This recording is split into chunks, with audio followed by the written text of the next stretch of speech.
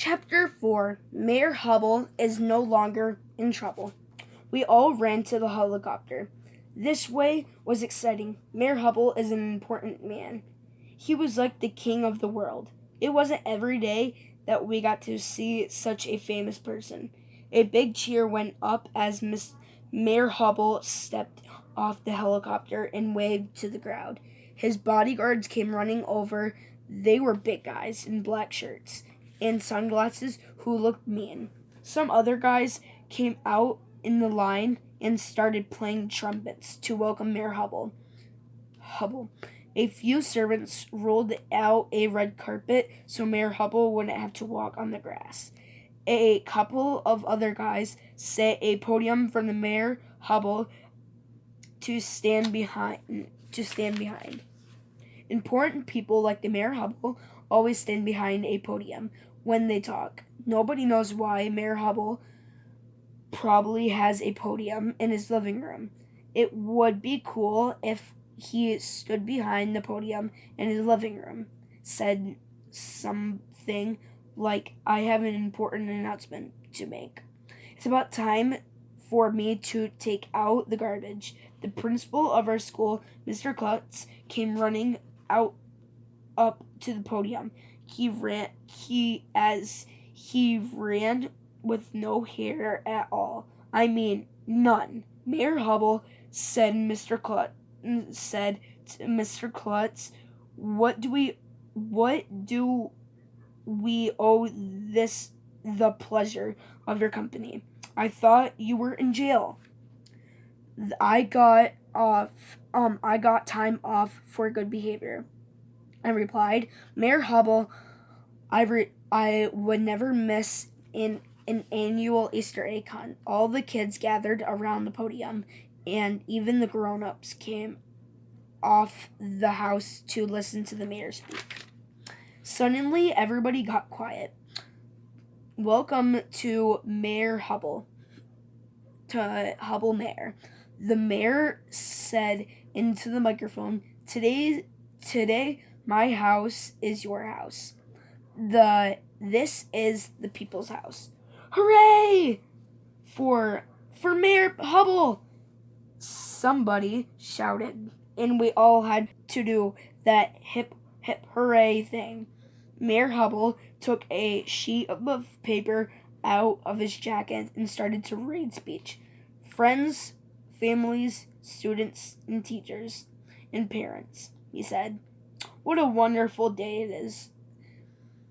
Spring is in the air every year at this time. Blah, blah, blah.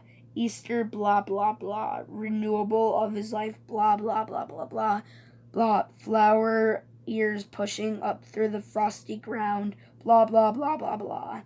What a snowfest, he went on, like for 1,000,000 hours. I had no idea what he was talking about. My shirt itched, my tie was choking me. I thought I was going to die. I could think about when Mayor Hubble would stop talking so we could go and eat some peeps. Chapter 5 The Little Monsters. Everybody cheered when Mayor Hubble finished his speech. I wasn't sure if they were cheering because it was such a good speech or it was over. Some guys rolled the red carpet back up and took the podium. And now, said Mayor Hubble, I would like to introduce our new host for the day, my lovely wife, Bubbles. Bubbles? Hubble? Mrs. Bubble came running over. She looked like one of those ladies in a shampoo commercial who swirls her hair around in slow motion. Mrs. Bubbles had a red dress and high heels. She gave the mayor a big kiss and told him how happy she was to see him again. Ugh, disgusting. Hey, everybody, Mrs. Bubbles announced. Thank you for coming today. Are you ready for our annual egg roll? Egg roll? I shouted. Yippee! I love Chinese food. Not that kind of egg roll, dumbhead, Andrea said to me, rolling her eyes. An egg roll? You roll eggs. I knew that, I lied, apparently. An egg roll is when a bunch of kids roll eggs along the grass. The first one to push the egg across the finish line is the winner. If you ask me that I had to be the dumbest contest in the history of the world, what's the point of rolling an egg around somebody's lawn? I'm not doing that, said Michael. That's for the kids.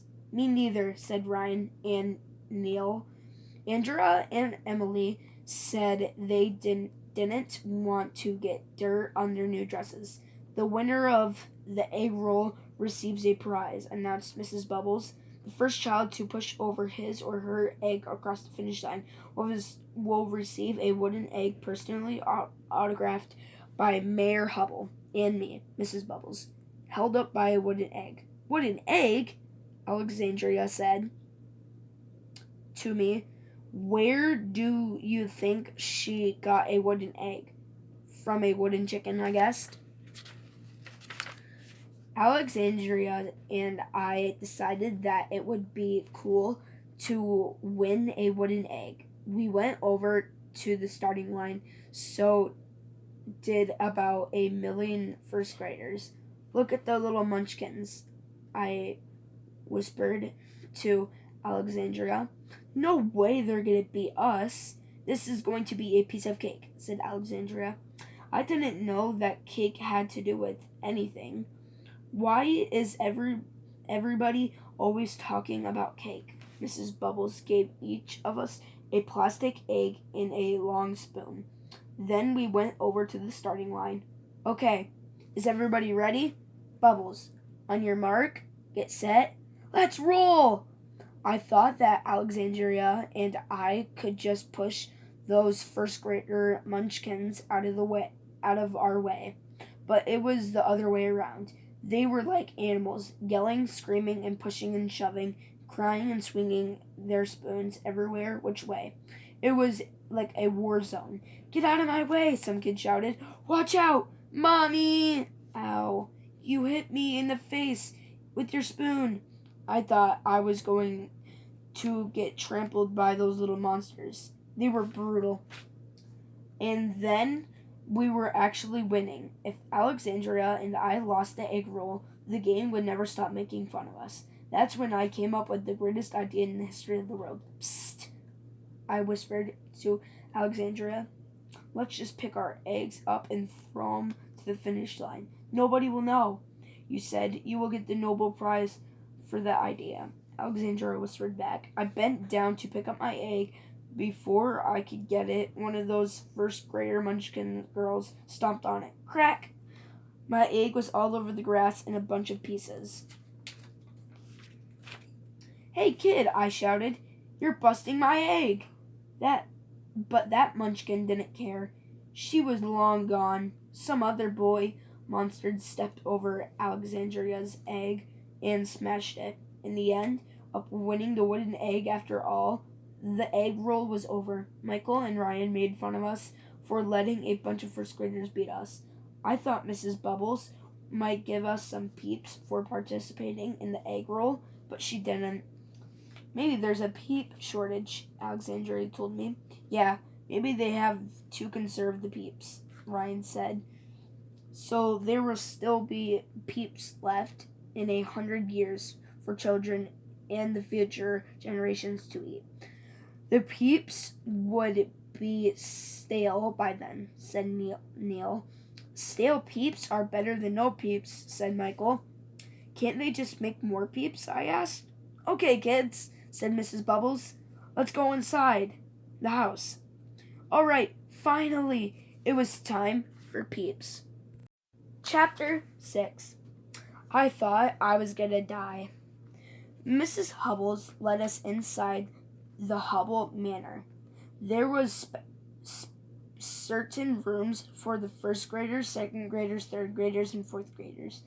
Me and the gang went into the third grader room. Along the table where in there, and you would never believe 100 million years who walked in 100 million years who walked in the door at that moment. Nobody It would hurt if you walked into a door, but you'll never believe who walked in the doorway. It was our art teacher from school, Mrs. Hannah. She never throws anything away because she said everything can be art. Mrs. Hannah was wearing an Easter dress made out of old pot holders. "What are you doing here?" Mrs. Hannah asked Neil. "Are you going to pass out peeps?" said Alexandria. "We want peeps," I shouted, jumping from my seat. "We want peeps." I figured everybody would jump from their seats and then started chanting, "We want peeps," with me. I looked around. Nobody else was chanting. Everybody was looking at me. Well, that was embarrassing. I sat back down in my seat. "No, I'm not going to pass out peeps," said Mrs. Hannah. "I'm going to help you do your Easter dyeing." "What?" "I thought Easter eggs were already dead," I said. Everybody laughed, even though I didn't say anything funny. "Not that kind of dyeing, dumbhead," Andrea said, rolling her eyes. "We're going to dye eggs in different colors. It's my favorite thing to do in the whole world." "Mine too," shouted Emily. She jumped up from the air and started hugging Andrea. Everything those two did is their favorite thing to do in the whole world. What is their problem? Why can't a truck full of Easter eggs fall on their head? We all sat down on the long table. Mrs. Hannah got out a bunch of eggs in cups and other stuff from the cabinet. She put a colored table into each cup and then poured water and vinegar into the cups. Ugh, the vinegar smelled horrible. I thought I was going to die. I meant die. We put our eggs in these little wires things so we could dip them into cups. Mrs. Hannah showed us how we could put stickers on the eggs or wrap rubber bands around them so we could dye them one only color certain parts of the egg. It was pretty cool, I thought I had to admit. Dyeing a lot of eggs. At the end of our fingers, we all had different colors. We had to wait a few minutes for our eggs to dry, so Mrs. Hannah had to sing this song called Little Bunny Foo Foo. Did you ever hear that song? It's about this rabbit that keeps on hopping through the forest and it sees a bunch of field mice that were minding their own business, and it starts bopping them on the head for no reason. That song is weird. We had to sing it 5 million times. Then Hannah got out crayons so we could draw pictures on our dyed eggs. "I was going to draw a pretty butterfly," said Andrea. "Me too," said Emily. "I'm going to draw an elephant stomping on 2 butterflies," I said. "You're mean, Arlo," Andrea said. Mrs. Hannah started singing that Bunny Foo Foo song again. "And you'll never believe who poked his head into the door at that moment." "Nobody. It would hurt if you poked your head into a door." I thought we went over that already. "But you're never going to believe who poked this head into the doorway." "I'm not going to tell you." Okay, I'm going to tell you. But you have to read the next chapter. So na na na boo boo.